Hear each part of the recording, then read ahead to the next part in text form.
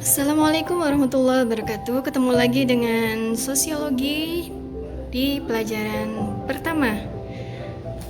Kali ini kita akan membahas tentang sosiologi seutuhnya. Teman-teman harap semuanya menyimak dengan baik. Yang akan kita bahas kali ini adalah pengertian sosiologi, ciri-ciri, sejarah, sosiologi sebagai ilmu pengetahuan, teori, dan cabang-cabang ilmu sosiologi. Oke, kita mulai yang pertama, objek sosiologi. Sosius, teman atau kawan. Logos, berbicara atau ilmu. Sosiologi adalah ilmu yang mempelajari tentang masyarakat.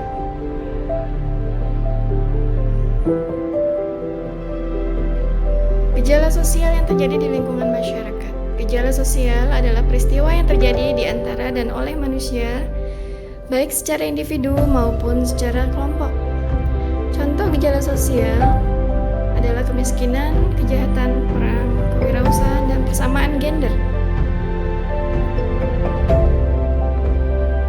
Kita masuk ke definisi sosiologi.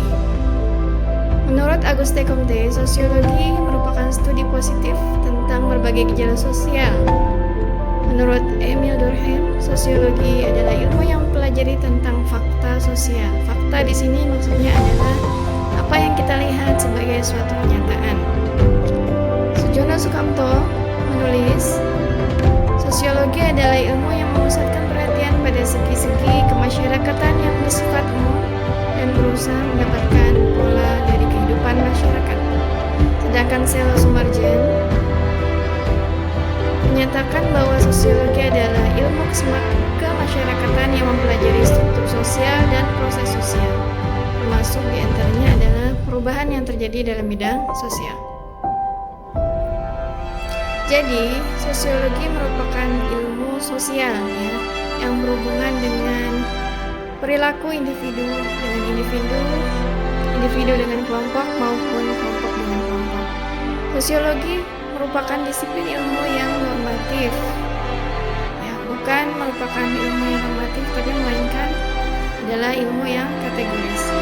Sosiologi merupakan ilmu pengetahuan murni, bukan terapan.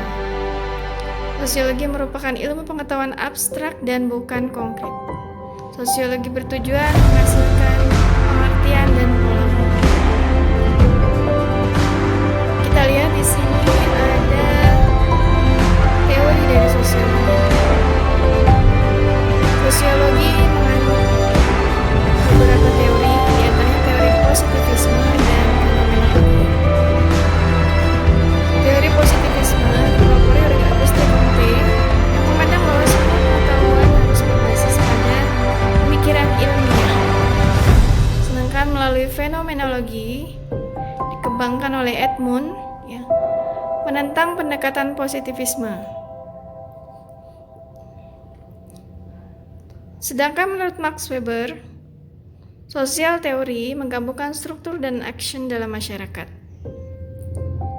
Kita masuk ke fungsi, ciri, peran, dan manfaat. 4 ciri-ciri sosiologi sebagai ilmu pengetahuan ini akan kita bahas 2 kali, jadinya teman-teman harap menyimak semuanya. Ciri-ciri sosiologi ada 4. Ada empiris, teoritis, kumulatif, dan non-etis. Ciri sosiologi sebagai ilmu pengetahuan. Apa maksud dari ciri sosiologi empiris?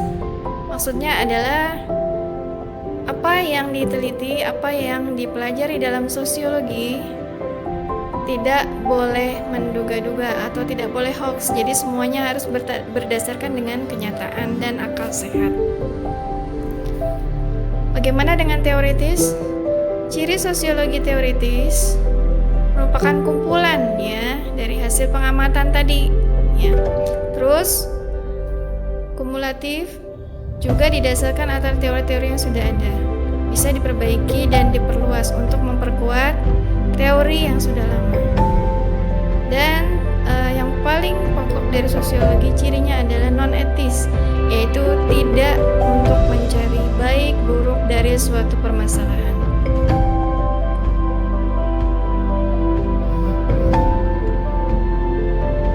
kita lihat contohnya empiris. Siswa melakukan penelitian tentang tingkat pendidikan anak-anak jalanan. Maka siswa tersebut akan mengambil data dengan melakukan observasi terhadap anak-anak jalanan. Observasi ini maksudnya adalah pengamatan. Jadi, siswa melakukan pengamatan terhadap anak-anak jalanan untuk mendapatkan informasi langsung dari lapangan. Jadi harus langsung, informasinya harus kita lihat sendiri, harus nyata. Contoh teoritis. Seorang pelajar rajin belajar secara tekun karena didorong oleh keinginan menjadi orang yang pandai dan berguna bagi keluarga dan masyarakat. Contoh kumulatif.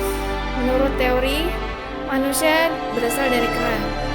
Teori tersebut sudah tidak berlaku lagi dan mengalami perubahan. Ini maksudnya ada suatu teori. Nah, setelah teori itu dipelajari ternyata tidak benar kan? Nah, akhirnya tidak dipakai lagi. Itu namanya dikembangkan. Dikembangkannya maksudnya gimana? Ada perkembangan baru bahwa teori tersebut tidak benar.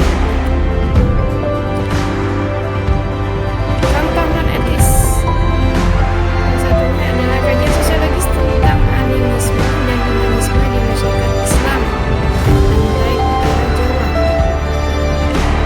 Ya, jadi kita tahu kalau animisme dan humanisme itu kan tidak percaya kepada Tuhan, tidak percaya kepada roh atau benda. Itu memang nggak baik. Tapi sosiologi di sini bukan tujuannya untuk mencari baik dan buruk, tapi hanya melakukan pengamatan. Ya, hanya mengamati tingkah laku perilaku yang terjadi pada masyarakat Islam Pantai Utara. Oke, ini bagiannya kira-kira seperti ini. Sosiologi, ciri-ciri ini melekat pada ilmu sosiologi. Kita masuk ke fungsi peranan dalam kehidupan masyarakat. Fungsi sosiologi ada dua. Yang pertama adalah untuk penelitian. Penelitian dalam sosiologi adalah sesuatu yang mutlak, ya. Karena kita mengamati, kita mencari data, ya, mengumpulkan keterangan dan analisis yang baik, lalu digunakan sebagai data dari penelitian kita untuk melakukan perencanaan sosial yang efektif, ya, dalam rangka memecahkan masalah-masalah sosial. Selain untuk penelitian, sosiologi juga berfungsi dalam pembangunan. Yang pertama, untuk merencanakan, ya. Misal mau bikin jalan tol, ya. Apa saja nih kebutuhannya? Apa saja dampaknya bagi masyarakat? Bagaimana berkomunikasinya dan lain sebagainya. Yang kedua, tahap pelaksanaan. Ya, pengawasannya, apa saja yang akan terjadi di masyarakat perubahannya, dan tahap evaluasi. Pada tahap ini, menganalisis dampak sosial dari pembangunan. Apa sih dampaknya bagi masyarakat pembangunan jalan tol itu? Jadi pembangunan ini semuanya dianalisa. Kenapa? Karena manusia itu harus diatur, ya. Gak bisa kita lepas begitu saja. Kita manusia harus kalau mau melakukan apa aja tuh harus melakukan analisis. Tidak boleh memaksakan kehendak, gitu ya.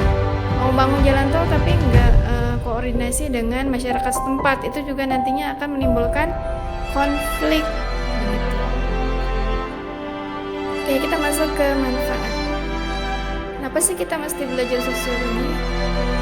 Yang pertama, sosiologi itu memuliakan masyarakat. Semakin kita mengenal diri kita sebagai makhluk sosial dan makhluk individu, semakin kita juga mengenal bahwa kita bagian dari masyarakat. Mempelajari masyarakat akan dapat memberikan hasil terhadap sebuah fenomena sosial yang saat ini terjadi atau di masa akan datang. Jadi kita bisa membuat rencana, kita bisa berpandangan jauh. Jadi kita punya rencana dan punya solusinya gitu dalam sebuah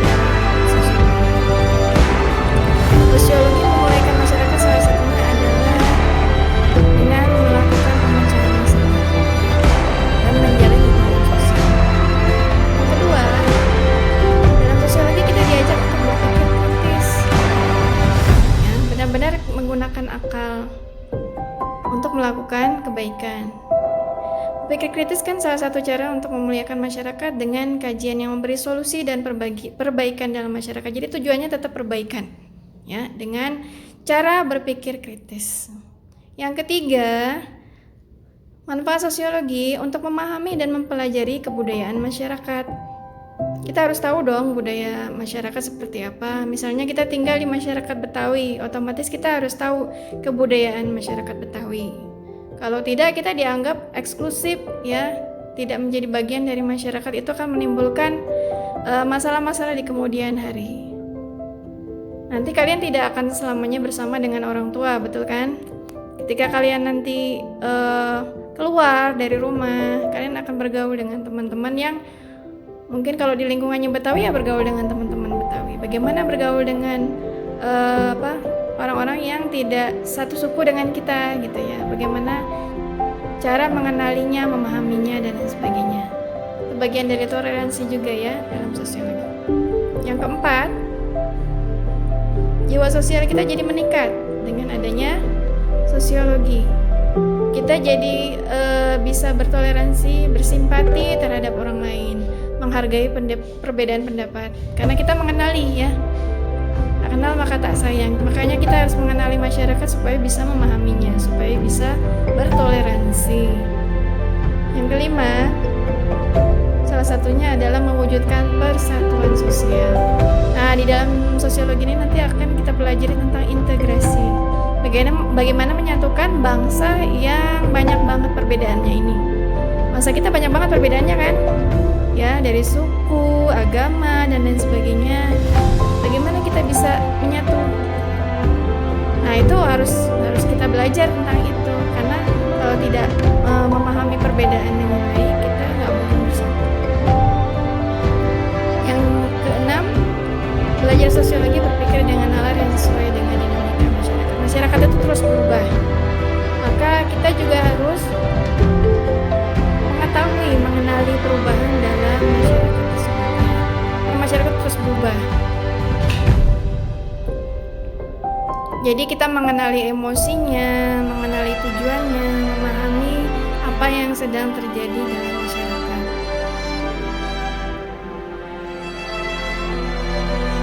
Oke, dirangkum dalam satu lembar. Bisa disimak di sini. Sosiologi membantu seorang untuk mengontrol dan mengendalikan setiap tindakan dan perilaku kita dalam kehidupan masyarakat. Nah, yang kedua, mengkaji status dan peran kita sebagai anggota masyarakat. Yang ketiga, membantu memahami nilai, norma, tradisi, dan keyakinan yang ada dalam masyarakat lain. Empat, membuat kita tanggap kritis dan rasional mengenai gejala sosial masyarakat yang makin kompleks. Apa saja sih profesi dalam sosiologi? Dan sosiologi dalam masyarakat, kalau dalam pemerintahan, ya, atau dalam industri dan lain sebagainya, ini sosiologi berguna sebagai ahli riset, ya, atau konsultan. Jadi kalau mau membangun sesuatu itu pasti nyari konsultan kan, ini bagaimana dampaknya dan lain sebagainya, itu pasti dipikirkan, ya. Nah, itu dicantumkan dalam proposal pembangunan.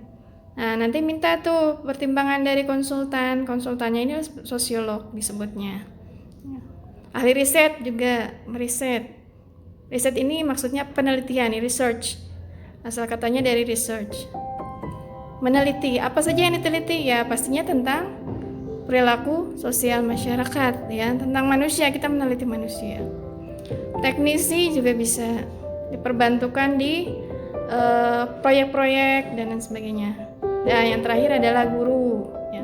Kalau guru itu memberikan pendidikan, pemahaman tentang pentingnya memahami masyarakat itu melalui sosiologi. Kalau yang lain kan misalnya kayak biologi, meneliti tentang alam, geografi, meneliti tentang bumi, ya kan. Nah, yang meneliti tentang manusia siapa?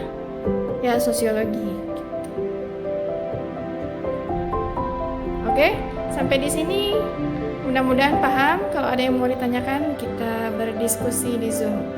Terima kasih. Assalamualaikum warahmatullahi wabarakatuh.